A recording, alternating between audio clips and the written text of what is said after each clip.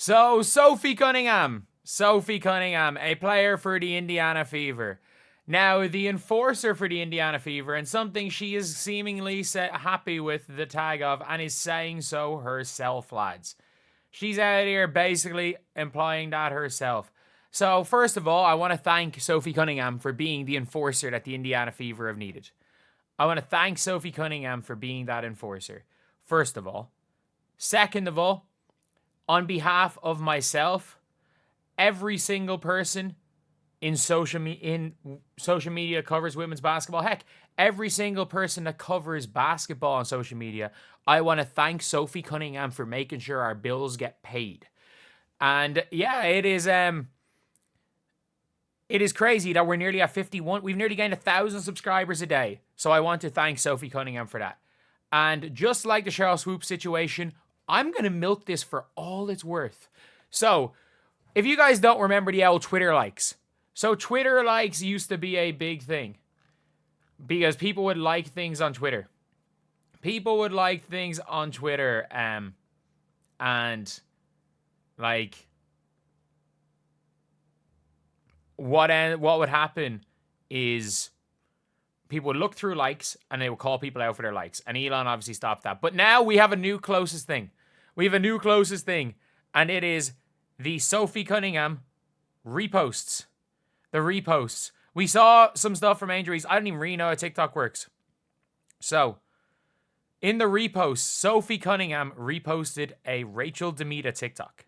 Sophie Cunningham's jersey is going to sell out tonight. The people have been waiting for this. If the refs are not going to do their job, the players are going to have to be the enforcers themselves. This game was chippy from the beginning, and the refs did not do their job. JC Sheldon pokes Caitlin Clark in the eye, and then Caitlin gets chucked to the ground by Marina Mabry. In the Indiana Fever, girls are just supposed to be like, yeah, no worries, no big deal. No one was ejected for that, but we're just going to play cool. No, finally someone was like, no, I'm going to stand on business. An intentional hard foul where she knew she wouldn't hurt JC Sheldon, but she sent a message. It didn't need to get to this point, though. It's the referee's fault.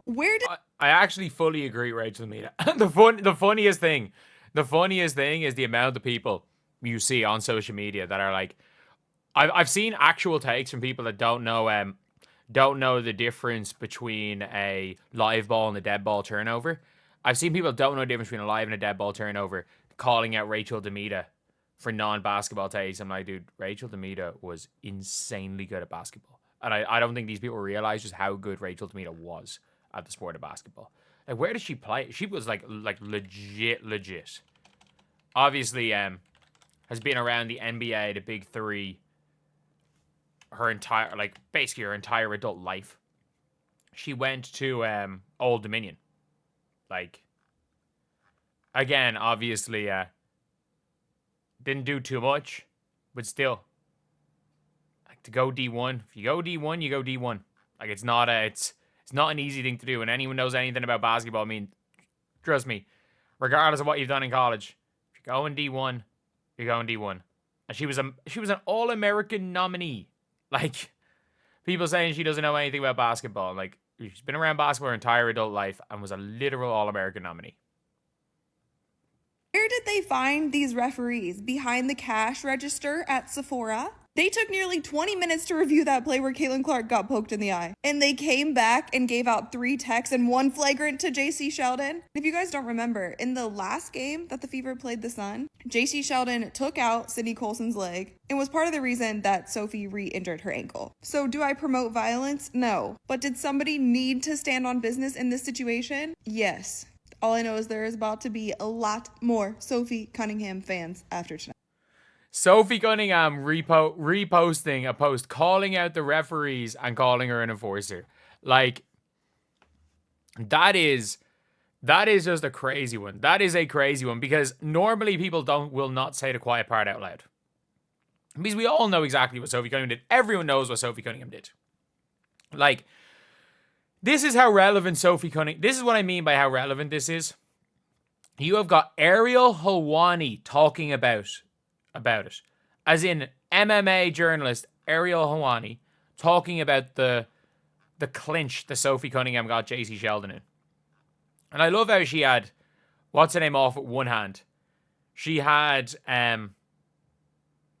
like Lindsay Allen in one hand and JC Sheldon in the other. And I'm like, and again, there are maybe, I was about to say, there are maybe 5 players in the WNBA that I would take in a fight over Sophie Cunningham. And that's a maybe 5 players. But at the same time, you just never know. You just never know. Like, it could very well be less than 5.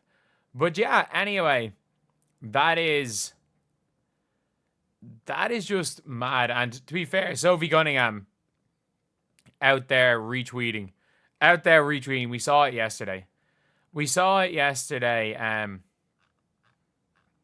That like she made sure as hell to retweet the post that was talking about her being the petition to get rid of her.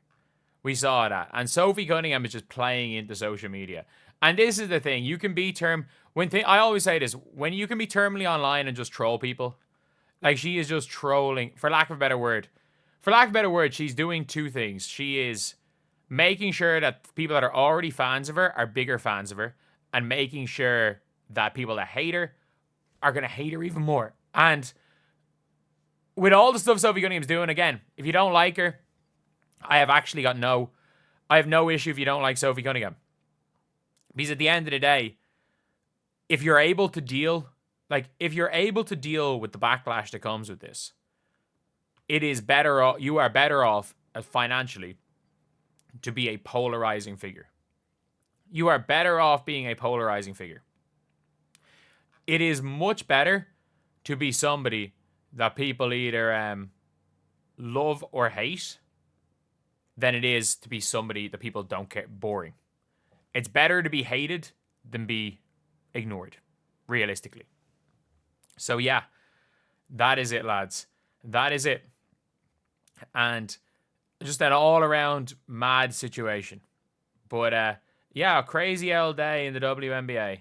In a crazy old day in a crazy old league. That's the only way I can say. It is a crazy day from a crazy league.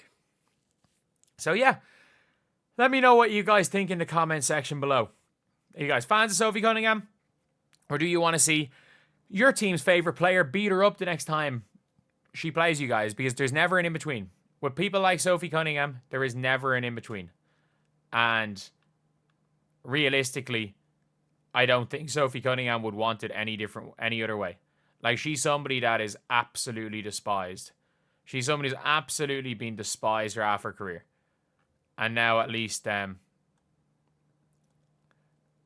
for some people, all it means is that what she's doing is more people love her and more people are going to hate her. But anyway, I'll see you guys.